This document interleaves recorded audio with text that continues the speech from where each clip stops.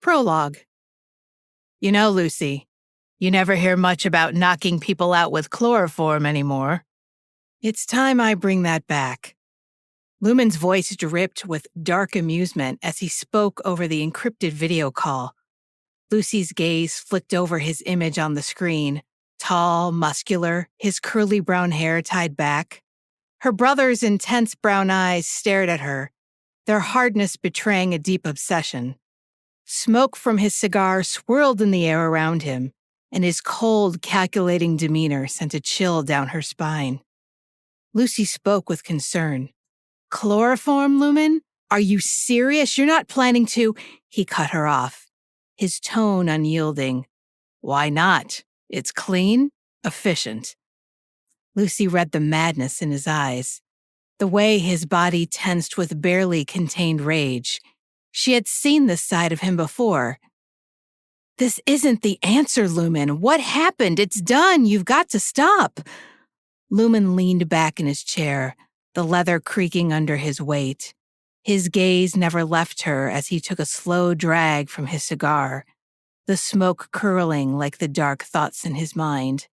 You don't understand, he murmured, his voice turning colder, more distant. They think they've won.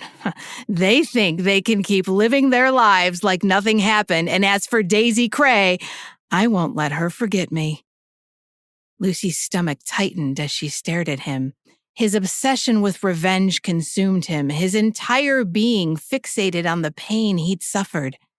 His fingers hovered over a small amber bottle on the desk.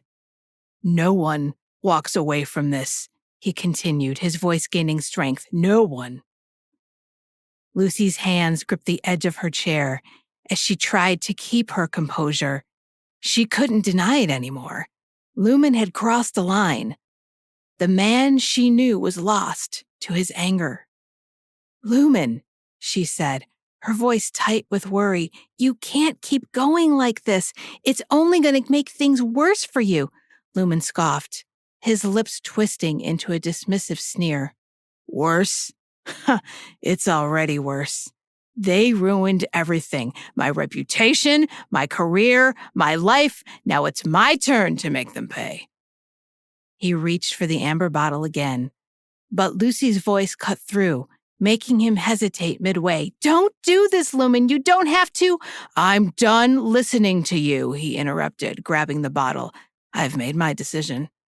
The finality in his words hung in the air. Lucy's heart sank. There was nothing more to say. He had already chosen his path. Lumen, she said, her voice sharp now, you're not just fighting them anymore, you're fighting yourself. Lumen's lips spread into a cold smile. I'm not fighting anything. I'm winning. Lucy couldn't tear her eyes away from him. She saw the darkness in his gaze, the satisfaction in his expression as if everything was falling perfectly into place for him. It made the hair on the back of her neck stand up. After a long pause, Lucy spoke again, her tone unwavering. Look, Lumen, I won't be there to help you if you get in this too deep. Don't expect me to clean up your mess. Lumen's eyes flared with anger, but Lucy had already made up her mind. She couldn't be a part of his revenge, not like this. Without waiting for his response, she ended the call. The screen blackened, and for a moment she stared at the space where his face had been, the weight of their conversation sinking in. She had tried, she had done everything she could, but now Lumen had chosen his path, and she had no intention of following. Chapter 1. The hum of the engine vibrated through the chassis as Daisy Cray's neon green number 9 car hurtled down the Nashville Speedway. She felt the raw power of the machine beneath her, the exhilaration of speed coursing through her veins. The track was draped in hot, humid air on a late Saturday morning in June. The scorching sun glared off the asphalt, amplifying the smell of burning rubber and the distinct tang of high-octane fuel. It was the qualifying round for the Tennessee 400, and Daisy gunned for pole position.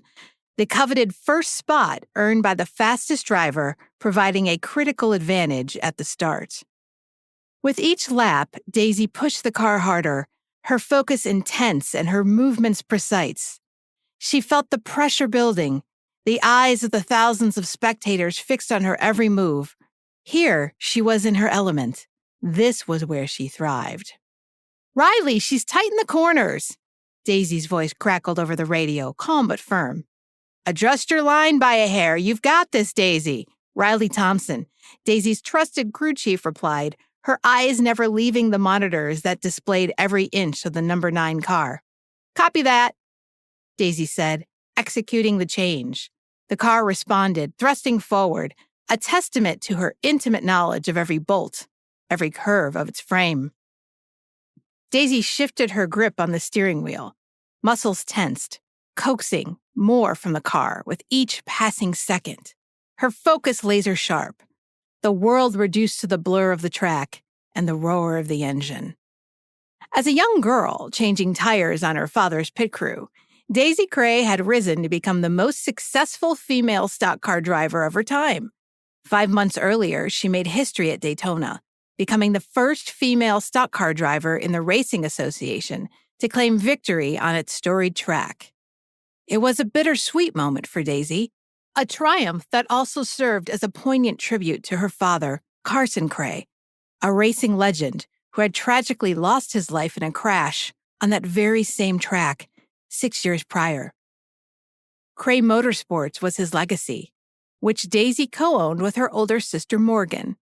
Together, they steered the Charlotte, North Carolina-based company their parents had left behind. Their mother, Linda Cray, who lost her battle with cancer when Daisy was just a teenager, instilled a fierce resolve in them both, driving them to lead the company towards success. "Last turn coming up, Daisy. You need to break 158.1 miles per hour to beat the number 76 car." Riley's voice cut through the commotion of the pit in the stands.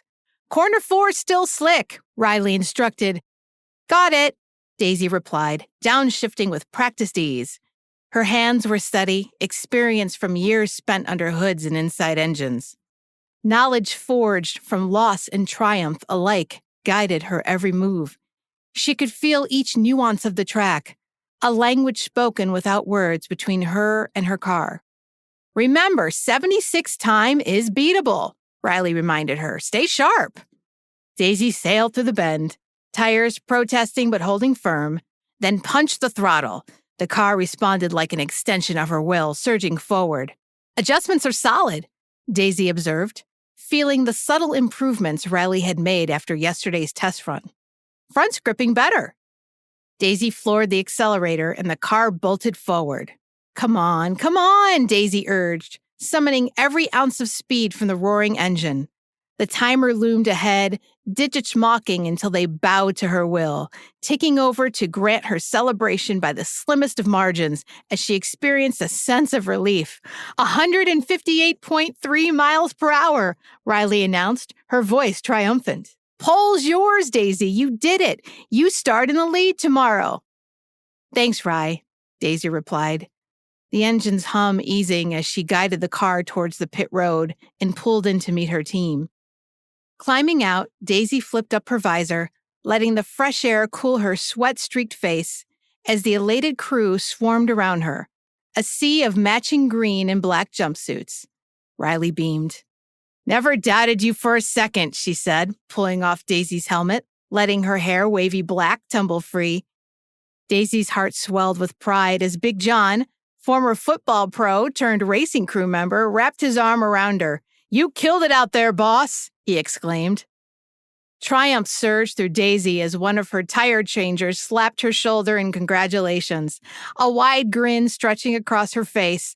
This was Daisy's team, her extended family, and they had just conquered the track together. "We've got great momentum going, especially with Kelly placing third," Daisy said, unfastening her fire suit, attempting to cool down. Kelly Foster, Daisy's younger teammate, joined the celebration, basking in the glory of her own first-ever top 5 showing. The two women hugged as a familiar voice made its way to the Cray Motorsports team. Daisy Cray, Crystal Walters from Racetrack Today. We're live. Daisy turned with a practiced smile, readying herself for the track reporter's live interview. Fans in the stands turned their attention to the large screens throughout the track to watch the simulcast of Daisy's interview. Hi, Crystal, Daisy greeted, brushing the locks of her hair from her forehead as she gestured to Kelly to join her in the interview. Congratulations on securing the pole position, Crystal said, microphone poised into Daisy's face. How's the car running today? Extremely well, Daisy replied. We've got a couple of adjustments to make, but the car's solid. Crystal turned her attention to Kelly as Daisy took her customary chug of Bassett Springs water, a longtime sponsor of the number 9 car. It's been a great day all around for Cray Motorsports, as Kelly Foster earned her first top 5 start. Kelly, what made the difference for you today? Kelly tossed her shoulder-length blonde hair to the side. Well, Crystal, Daisy's mentoring and support is what brought me here, and the entire Cray Motorsports crew keeps me going. I can't thank them enough. She then gave Daisy a side hug while being handed her own bottle of Bassett Springs water. Crystal's voice turned sweet as honey as she continued her interview. So, Daisy, sources from Racetrack Today tell us you haven't spoken with Jackson Wyatt since Daytona, and considering your history with 76, does securing the pole with him right behind you in second position feel that much sweeter? The story of what racing fans dubbed Jay-Z added an extra layer of intrigue to the already electric atmosphere of the racetrack. Cameras rolled and reporters eagerly scribbled notes, hungry for any hint of drama, romance, or rivalry between the two on-again, off-again sweethearts. As irritating as it was to her, Daisy knew how to play the game. She understood its rules. Racing fans couldn't get enough of this kind of excitement, and even those at the top of the industry couldn't deny the draw of the intense dynamic between two fierce competitors. She leaned in closer to the microphone, her lips turning up into a confident smirk. Crystal, let me tell you something, Daisy began, her voice steady and confident. Jackson? She smiled, aware of every camera and every ear turned in. Well, he never complains about the view when he's behind me. Crystal's eyes widened, a spark igniting within them as she realized the impact of the words handed to her. A soundbite destined for broadcast and social media feeds. Well, there you have it. Back to you in the studio, Crystal said swiftly, barely containing her glee as she wrapped up the interview on the mic drop moment. As Crystal departed, Daisy watched the screens around the stadium replaying her comment, already seeing her words ripple through the excitedly buzzing crowd, some cheering while others whispered and pointed. She shook her head, a wry smile tugging at her lips. This was the dance off the track, one she navigated with as much skill as she did the turns and straightaways of the speedway. Oh my, Daisy, Riley chuckled, coming to stand beside her. Jackson's gonna run with that one. I wouldn't expect anything less, Daisy grinned, her gaze following the receding form of Crystal Waters. Kelly leaned in, her voice tinged with curiosity. Is the fundraiser later really the first time you'll see Jackson outside of the track since Daytona? Yes, Daisy barely whispered back. A fluttering sensation stirred in her stomach, like hundreds of tiny butterflies taking flight, as her mind raced with anticipation at the thought of meeting up with Jackson at the event. Riley smirked. Yeah, Kelly, you're in for a treat. No fireworks show can compete with these two being together. Daisy shook her head and kept her eyes on the ground. Wow, that bad, huh? Kelly asked. Oh, not bad. Just sparks and heat. Hotter than any racetrack you'll ever drive on in the sweltering summer, Riley exclaimed. Daisy smacked Riley on the head with her gloves. Shut up, Ry. Oh, come on, Daisy. You just flirted with him in front of thousands of fans and who knows how many watching at home. It's been months. He's been constantly reaching out, even sending you letters. Sounds like you might be ready for reconciliation. I mean, I hear he's been miserable without you. Riley raised her eyebrows and patted Daisy on the back. Daisy took a sip of water and sighed. Riley, you know it's more complicated than that. Besides, tomorrow is race day, and all I plan to think about is winning. Whatever you say, Daisy, Riley smirked. As Riley and Kelly walked on, Daisy fell behind, lost in her thoughts. Despite their fight and breakup at Daytona, she couldn't deny the strong pull towards Jackson. Their chemistry, attraction, and mutual admiration were undeniable. She was tempted many times to answer his ongoing calls and letters, but the hurt she felt after the Daytona race would creep back into her mind and stop her from responding. Yet deep down, as the months progressed, she still longed for him, and the thought terrified her. With everything that had transpired between them, how was it possible that she still had feelings for him? Riley and Kelly stopped as they both stared at one of the large screens. "Hey, Daisy, get your head out of the clouds and look up," Riley called out to her. Daisy snapped out of her thoughts and turned to the screen. On it, she could see Jackson stepping onto the podium in the media tent, ready to take questions from the press. Out of the corner of her eye, she caught Riley leaning over to Kelly with a mischievous glint in her eye. "Get your popcorn, Kelly," she heard her say. "Looks like we might get a good coming attraction before these two even see each other tonight." Chapter 2. The media tent buzzed with the eager anticipation of reporters ready to dissect every word. Fluorescent lights hummed overhead, casting a harsh glow on the assembled journalists whose laptops and cameras cluttered the makeshift tables. The air charged with the scent of stale coffee, a stark contrast to the burn of rubber outside. Jackson Wyatt sat at the front, a solitary figure against a backdrop of racing banners and sponsor logos covering the walls behind him. Keyboard keys clattered while reporters quietly conferred among themselves. The room took notice as Jackson's presence took center stage. His broad shoulders filled out his racing suit, a chiseled jaw set, giving him a determined look as he prepared for the onslaught of questions. As the reporters settled in, the first question fired out. "Jackson, hey, what's your response to Daisy Cray's comment about you?" And I quote, "not complaining about the view when you're behind her after she earned pole position." A collective laugh rumbled throughout the room, and Jackson couldn't resist joining in. His eyebrows raised in surprise at Daisy's playful jab. Usually it was he who made such bold statements. He wondered if that was a sign that she was ready to talk to him again. The thought ignited his excitement, and he quickly composed himself to deliver a witty response that would keep the lively energy pulsing. "So, let's be honest. I mean, who wouldn't want that kind of view?" Jackson's playful tone elicited a chorus of chuckles from the reporters, who always appreciated his good-natured banter in response to Daisy's cheeky comments.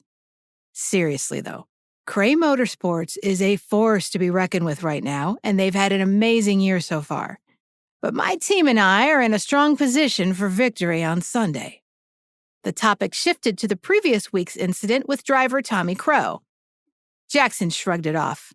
"Look, Tommy and I were both coming out of our pit stalls at the same time, and there was some contact. It's not something you plan for or expect, but it happens in racing." Another reporter chimed in. "But Tommy ended up spinning out of control and losing valuable points. Some are saying it's intentional." Jackson shook his head emphatically. "No way. I would never intentionally cause harm to another driver." A reporter in the front row threw out the next question. Jackson, taking you back to Daytona for a minute." Do we have to?" Jackson interrupted with a hint of sarcasm. The room laughed as he took a sip from his bottle of Dragon Cola, his longtime sponsor. Just a quick one. In that last stage of the race, you ran out of gas, which ended your race day and a potential photo finish with the number 9 driver. How are you feeling about your fuel management strategy going into the Tennessee 400? Irritated, Jackson leaned forward into his mic. "Okay, look, I've addressed this countless times since February," he said. "We learn from our mistakes and we move on. We didn't get a full load of fuel into the tank on my last stop because the refueling line didn't fully connect to the car during the pit stop. That's it. It's a rarity, but it happens. Next question."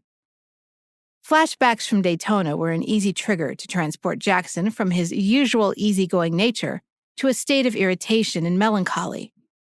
After months of reaching out to Daisy with no response, he realized that losing Daytona was a distant second to losing Daisy Cray. A new reporter raised her hand. Jackson, aside from the on-track strategies and the occasional controversies, can you share a bit about how you mentally prepare for a race as demanding as the Tennessee 400? She asked with her notebook poised. Jackson leaned forward slightly, his hands gesturing as he warmed to the subject. Well, mentally, it's about staying focused and visualizing the race. I spend time with my team going over every detail of the track, discussing potential scenarios and strategies.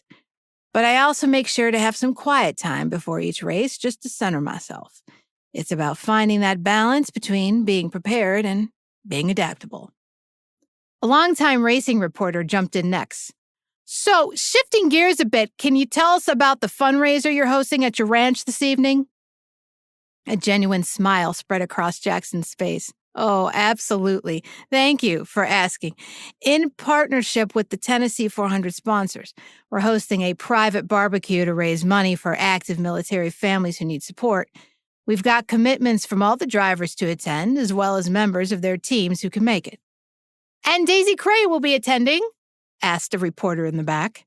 Jackson's grin widened. You all are something else, he muttered, shaking his head in amusement. But yes, as I mentioned, all the drivers have confirmed their attendance, including the Cray Motorsports team. Jackson continued. It's going to be an incredible event. We'll have great food, music, dancing, and special experiences for the families in attendance, including one-on-one time with the drivers. We're thrilled to be able to give back to those who have sacrificed so much for our country. And this is a private event, right, Jackson? Asked a reporter in the middle of the group. Oh, yes, we want this to be a special experience for these families without cameras and distractions. No offense. The reporters chuckled. As Jackson spoke, his thoughts drifted to Daisy once more. Though the fundraiser was for active military families, he had carefully planned every detail with her in mind.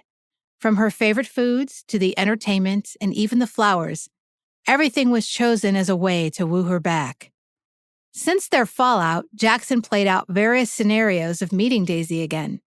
He imagined the way her eyes would light up when she saw the thoughtful touches he had included just for her. He envisioned pulling her aside, finding a quiet moment to apologize, to express his desire, to make things right between them again. At the same time, Jackson braced for the worst.